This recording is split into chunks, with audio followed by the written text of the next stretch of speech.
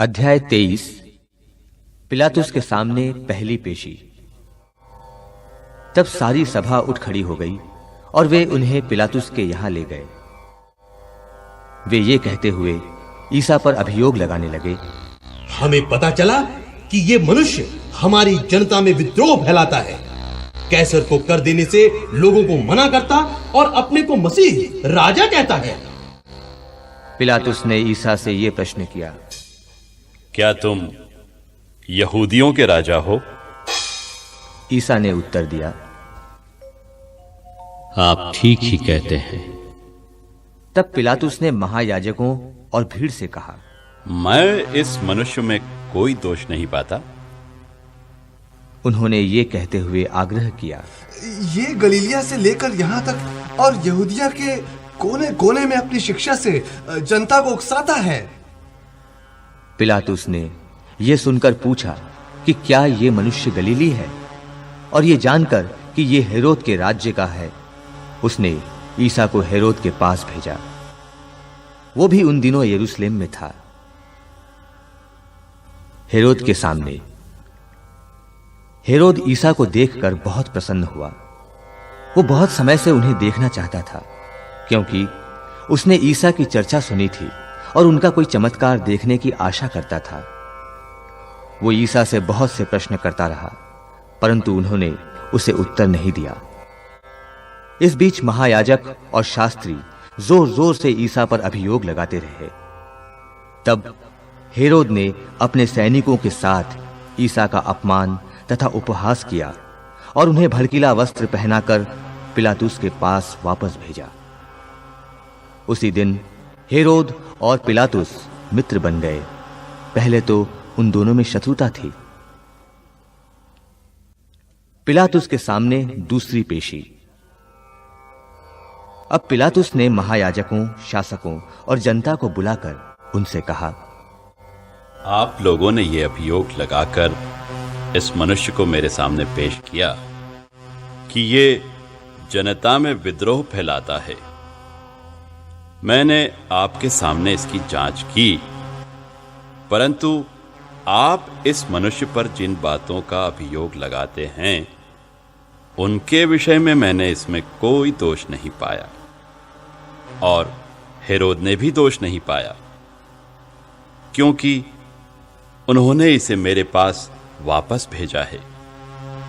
आप देख रहे हैं कि इसने प्राण दंड के योग्य कोई अपराध नहीं किया है, इसलिए मैं इसे पिटवाकर छोड़ दूंगा।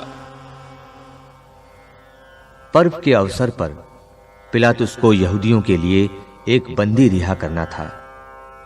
वे सब के सब एक साथ चिल्ला उठे, इसे ले जाइए, हमारे लिए बरअब्बस को रिहा कीजिए। बरअब्बस शहर में हुए विद्रोह के कारण तथा हत्या के अपराध में कैद किया गया था। पिलातुस ने ईसा को मुक्त करने की इच्छा से लोगों को फिर समझाया, किंतु वे चिल्लाते रहे, इसे क्रूस दीजिए, इसे क्रूस दीजिए। पिलातुस ने तीसरी बार उनसे कहा, क्यों? इस मनुष्य ने कौन सा अपराध किया है?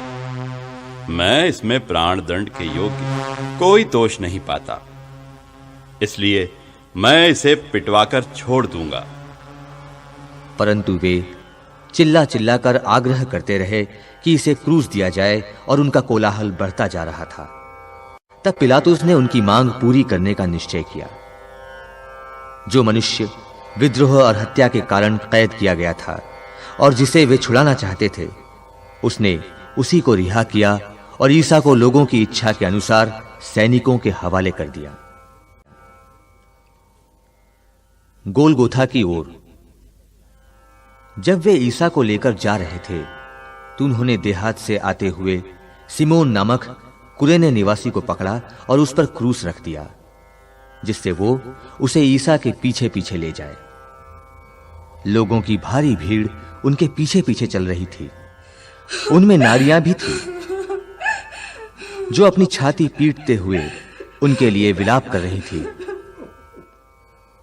ईसा ने उनकी ओर मुड़कर कहा, यरूशलेम की बेटियों, मेरे लिए मत रो, अपने लिए और अपने बच्चों के लिए रो, क्योंकि वे दिन आ रहे हैं जब लोग कहेंगे, धन्य है वे स्त्रियां जो बांझ है, धन्य है वे गर्भ जिन्होंने प्रसव नहीं किया, और धन्य है वे स्तन जिन्होंने दूध नहीं पिलाया।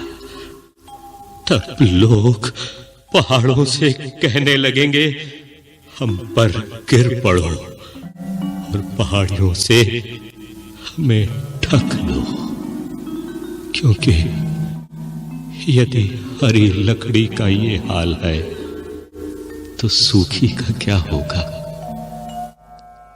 वे ईसा के साथ 2 कुकर्मियों को भी प्राणदंड के लिए ले जा रहे थे। क्रूस आरोपण। वे खोपड़ी की जगह नामक स्थान पहुंचे। वहां उन्होंने ईसा को और उन 2 कुकर्मियों को भी क्रूस पर चढ़ाया, एक को उनके दाएं और एक को उनके बाएं। ईसा ने कहा, पिता, इन्हें क्षमा कर, क्योंकि ये नहीं जानते कि ये क्या कर रहे हैं। तब उन्होंने उनके कपड़े के कई भाग किए और उनके लिए चिट्ठी निकाली। अपमान और उपहास। जनता खड़ी होकर ये सब देख रही थी। नेता ये कहते हुए उनका उपहास करते थे, इसने दूसरों को बचाया। यदि ये ईश्वर का मसीह और परम प्रिय है तो अपने को बचाए। सैनिकों ने भी उनका उपहास किया। वे पास आकर उन्हें खट्टी अंगूरी देते हुए बोले, यदि तू यहूदियों का राजा है तो अपने को बचा। ईसा के ऊपर लिखा हुआ था, ये यहूदियों का राजा है। पश्चातापी डाकू। क्रूस पर चढ़ाए हुए कुकर्मियों में एक इस प्रकार ईसा की निंदा करता था, तू मसीह है ना, तो अपने को और हमें भी बचा। पर दूसरे ने उसे डांट कर कहा, क्या तुझे ईश्वर का भी डर नहीं? तू भी तो वही दंड भोग रहा है। हमारा दंड न्याय संगत है, क्योंकि हम अपनी करनी का फल भोग रहे हैं। पर इन्होंने तो कोई अपराध नहीं किया है। तब उसने कहा, ईसा, जब आप अपने राज्य में आएंगे तो मुझे याद कीजिएगा। उन्होंने उससे कहा, मैं तुमसे ये कहता हूं, तुम आज ही परलोक में मेरे साथ होगी। ईसा की मृत्यु। अब लगभग दोपहर हो रहा था। सूर्य के छिप जाने से तीसरे पहर तक सारे प्रदेश पर अंधेरा छाया रहा। मंदिर का पर्दा बीच से फटकर 2 टुकड़े हो गया।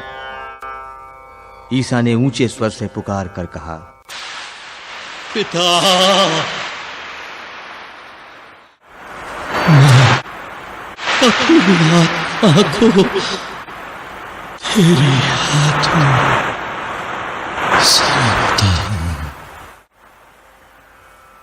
और ये कहकर उन्होंने प्राण त्याग दिए। शतपति ने ये सब देखकर ईश्वर की स्तुति करते हुए कहा, निश्चय ही ये मनुष्य धर्मात्मा था। बहुत से लोग ये दृश्य देखने के लिए इकट्ठे हो गए थे। वे सब के सब इन घटनाओं को देखकर अपनी छाती पीटते हुए लौट गए। उनके सब परिचित और गलीलिया से उनके साथ आई हुई नारियां कुछ दूरी पर से ये सब देख रही थी।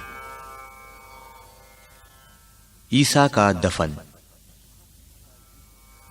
महासभा का यूसुफ नामक सदस्य निष्कपट और धार्मिक था। वो सभा की योजना और उसके षड्यंत्र से सहमत नहीं हुआ था। वो यहूदिया के अरिमथिया नगर का निवासी था और ईश्वर के राज्य की प्रतीक्षा में था। उसने पिलातुस के पास जाकर ईसा का शव मांगा। उसने शव को क्रूस से उतारा और छालटी के कफन में लपेटकर एक ऐसी कब्र में रख दिया जो चट्टान में खुदी हुई थी और जिसमें कभी किसी को नहीं रखा गया था। उस दिन शुक्रवार था और विश्राम का दिन आरंभ हो रहा था। जो नारियां ईसा के साथ गलीलिया से आई थीं, उन्होंने यूसुफ के पीछे पीछे चलकर कब्र को देखा और यह भी देखा कि ईसा का शव किस तरह रखा गया है। लौटकर उन्होंने सुगंधित द्रव्य तथा विलेपन तैयार किया और विश्राम के दिन नियम के अनुसार विश्राम किया।